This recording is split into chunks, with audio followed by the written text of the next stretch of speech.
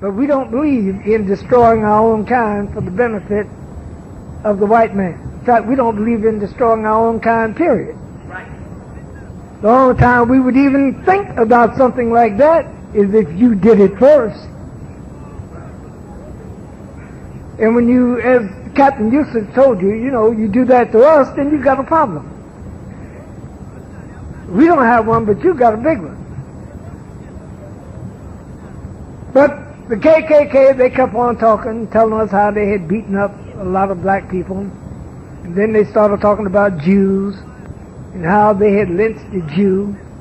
There was a Jew that was down in Georgia that had raped a little Gentile white woman, and they had all lynched this Jew, and they thought that was a big thing. They probably lynched a lot of blacks, but they didn't want to say that while they were sitting there with us.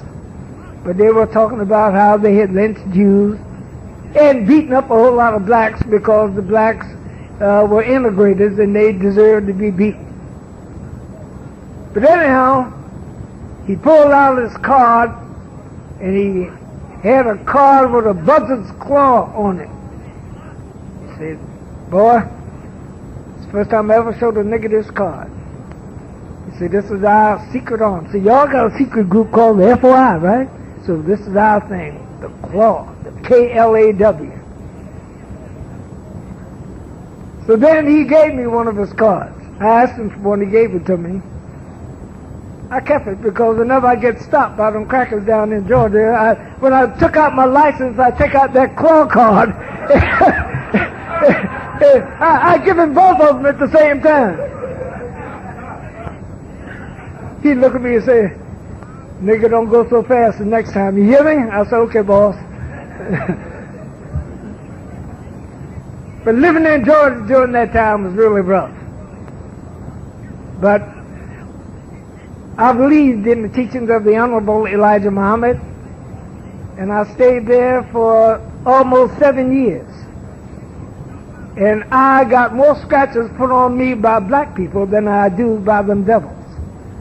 The Honorable Elijah Muhammad told me, said, "Brother, don't fear him. Said, pray to Allah and ask Allah to take the fear out of you."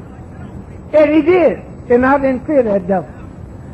I stayed there and I went wherever I wanted to go, all in the backwoods, because I used to be the correspondent for Muhammad Speaks. And I used to do stories all in Mississippi, Alabama, Louisiana. In fact, when the white man broke into our temple in Monroe, Louisiana, the Honorable Elijah Muhammad sent me over there to get our brother Troy Bayard out of jail. The devils had beaten him up, beaten up everybody in the temple. But I want to just digress for a moment and tell you about Troy, because Troy was a real soldier. They broke into that brother's temple down there in Louisiana, beat up men, women, and children. But Troy was a fighter. When they arraigned Troy the next day, they said, "This old nigga here kept saying, 'Beat the white devils, beat the white devils.'" And that made me proud of him. And I'm proud of him to this very day, because he is one of those that stood up at a time when nobody else was standing up. That's right. Now you got a whole lot of militant groups running around, but during that time there were no militant groups. Only the Muslims that followed the Honorable Elijah Muhammad. There were no Panthers and no nationalists running around in Georgia and Mississippi and Alabama. I'm telling you what I know, you were not there. No. If you were there, you were picking cotton. You understand? With your head hanging low. You are not Mr. Tough Guy that you are today, running around here in New York City. But anyhow, I don't want to stay on Malcolm too long, because some of you think that we came here just to bash Malcolm or bash Spike Lee's movie. It's not that, but the man should have checked with people that knew the man so that they could do something authentic, because what they have given you on the screen is a bunch of and the denigration of our great leader and teacher, the Honorable Elijah Muhammad. I don't like it because I know what the Honorable Elijah Muhammad did for Malcolm. He was good to Malcolm in Detroit, in Boston, in Philadelphia, and here in New York. He did things for Malcolm he didn't do for his own children. He bought Malcolm clothes. He bought him his first car, that little 56 Chevy. He bought him another brand new car, that Oldsmobile he had. The Honorable Elijah Muhammad did this for him. That's right. He loved Malcolm. He did everything he could for Malcolm, gave him money, let him travel around. I know, I traveled with him. Gave him authority over his ministers. I was with him when he set Ulysses down in Boston and told Farrakhan, you be the minister. That's how Farrakhan got to be the minister in Boston. Malcolm made him.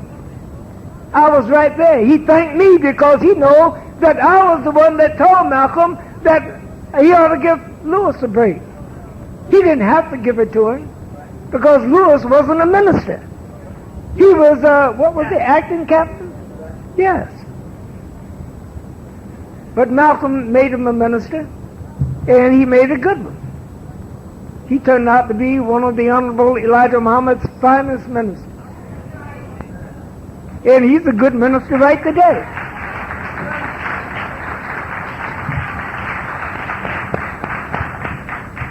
But I just want you to know that I was there. I was there when a lot of the great events took place. But when it comes to Malcolm and the Honorable Elijah Muhammad, Malcolm knew his place. Malcolm wouldn't have lived as long as he lived had he talked to the Honorable Elijah Muhammad the way they claim he talked to him in that movie. No such thing. No. You didn't raise your voice in the presence of Allah's messenger. No, you watched your mouth. Because one thing about the Honorable Elijah Muhammad, he never raised his voice to you. No. He always showed you courtesy and respect. He showed it to Malcolm the whole time that Malcolm was with him. The claim that Malcolm challenged him about some illegitimate babies, Malcolm didn't do that. No. He knew better than to interfere or stick his nose or try to make a judgment on the Honorable Elijah Muhammad.